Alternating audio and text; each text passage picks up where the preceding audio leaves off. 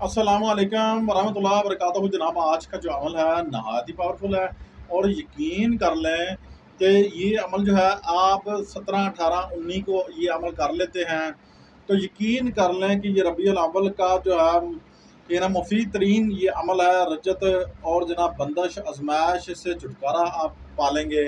ये कुरानी आयात आपको जो है हर तरह के जो है परेशानी से बचा लेगी। अगर आपके ऊपर कोई आजमाइश परेशानी आई हुई है तो ये आयात मुबारका जो है सूरह अंबिया की आखिरी आयात मुबारका है, ये मैं स्क्रीन पर लगा दूंगा, इन्हें कमेंट में पिन कर दूंगा और फिर आप जो है इसको पढ़ लीजिएगा। पढ़ने का सारा तरीका मैं आपसे शेयर करता हूँ। चैनल को सब्सक्राइब कर दें, शेयर कर दें, लाइक कर दें।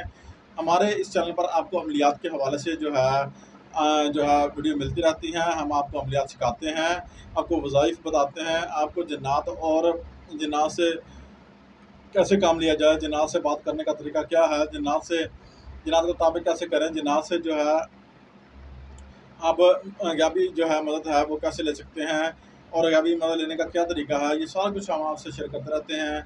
अच्छा खैर, आज के टॉपिक की तरफ बढ़ते हैं। जनाब, आपने क्या करना है, आपने जनाब इस आयत मुबारका सूरह अंबिया की ये आखिरी 112 आयत मुबारका है, ये आयत मुबारका जो है हमने याद कर लेनी है। याद करके उसके बाद जनाब आपने जो है इसको 210 मरतबा जो है एक तस्बीह ले लें और साफ़ पाक जगह मुसल्ला बिछाकर आपने जो है किबला के रुख जो है सामने स्ट्रेट मुँह कर लेना है और उसके बाद जनाब इस अमल को आपने करना शुरू कर देना है। 310 मरतबा ये अमल करना है, 3 तस्बीहें और 10 मरतबा ऊपर पढ़ना है और जो है ना किसी हाफिज़ कारी से याद कर लीजिएगा, ज़ेर पेश ज़बर की गलती ना कीजिएगा।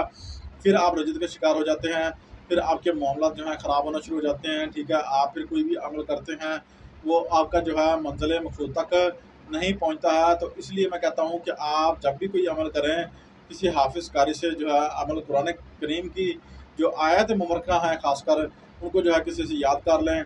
अच्छा, मैं खुद जो है इसलिए आपको पढ़ के नहीं सुनाता हूँ क्योंकि इसमें जो है अगर आप मुझसे जो है अगर आप मैं पढ़ता हूँ, आप मेरे पीछे पीछे पढ़ते हैं, जब आप थोड़ा सा याद कर लेंगे तो आप फौरी पढ़ना शुरू कर देंगे और उसके बाद कहेंगे कि जनाब जो है आपके पीछे मैंने जो है ये आयत मुबारका पढ़ी थी, आपने जो बताई थी पढ़ी थी, उससे जो है मुझे कोई फ़ायदा नहीं मिला, ये नहीं मिला, वो नहीं मिला। ठीक है, गलती करेंगे तो फ़ायदा क्या जो है ना फ़ायदा तो होगा ही होगा नहीं, तो आपको नुकसान भी होगा। ठीक है, और नुकसान क्या होगा, ये नहीं कि कुरान पाक पढ़ने से नुकसान होता है। ठीक है, कुरान पाक अगर आप पढ़ते हैं तो इससे फ़ायदा होता है। ठीक है, मगर अगर आप गलत पढ़ते हैं तो आपको आखिरत का नुकसान होगा। ये मैं नहीं चाहता कि आपका आखिरत का नुकसान हो। अल्लाह ताला आपको जो है आसानियाँ फरमाए। हम तो आसानियाँ आपके लिए करने आए हैं बजाय कि आपको जो है नुकसान हो।